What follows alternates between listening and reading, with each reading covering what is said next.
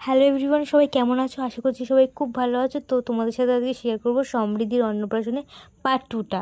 জানি অনেক লেট হয়ে গেছে, কিন্তু একদমই ভালো লাগছিলো না যে ব্লগগুলো এডিট করতে। তো আজকে তোমাদের সাথে শেয়ার করবো সমৃদ্ধি অন্নপ্রাশনের পার্ট 2টা। আগের ভিডিও দেখেছিলে যে সমৃদ্ধি কিন্তু স্নান করানো হয়েছিল, তারপরে কিন্তু সমৃদ্ধিকে ঘুমিয়ে পড়েছিল। তারপরে একটা টাইম থাকে যে এই টাইমের মধ্যে খাবার দিতে হয় ওকে, তো তার জন্য ওকে ঘুম থেকে তুলিয়ে উঠানো হয়েছিল। আর এখানে কিন্তু সমৃদ্ধি প্রচুর কান্নাকাটি করছে যে একদম কাঁচা ঘুম থেকে তোলা হয়েছে ওকে। আর ওর মামা কিন্তু ওকে কোনোভাবেই থামাতে পারছিল না, আর আমরাও কোনোভাবে থামাতে পারছিলাম না।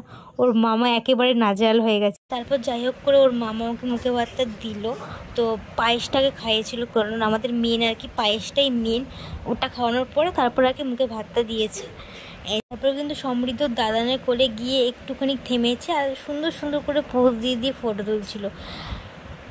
আর এদিকে এসে দেখি আমার দিদিরা কখন খেয়ে দিয়ে নিয়েছে, আর আমাকে দেখে দেখে আইসক্রিমগুলো খাচ্ছে আর ভেঙাচ্ছে। আর আমি খেতে বসেছিলাম একদম সবার লাস্টে, মানে আমার বৌমনি বাড়ির সবাই যখন খাচ্ছিলো তখনই খেতে বসেছিলাম, প্রায় তখন 4টে বাজে। আর আমার পিসামশাই তো খুব রেগে গেছে যে আমি কেন এত লেটে খেয়েছি।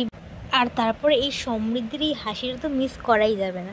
যাই হোক, তারপরে সন্ধ্যাবেলা দেখি যে এখানে বেলুনগুলো যে গেটে সাজানো হয়েছিল, তো ওই বেলুনগুলো ওদের সিঁড়িতে আর ব্যালকনিতে খুব সুন্দর করে লাগিয়ে দেওয়া হয়েছিল। আর এত সুন্দর লাগছিল পুরো, কি বলবো।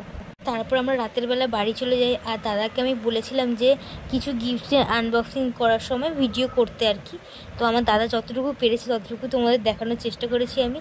আর সব ভিডিও তো করা সম্ভব নয়, বুঝতেই পারবে যে আমার দাদা এক হাতে ফোন নিয়ে ভিডিও করছিল আর এক হাতে গিফটগুলো খুলছিল। তো আজকের ভিডিওটা এতটুকুই, কেমন লাগলো অবশ্যই জানিও।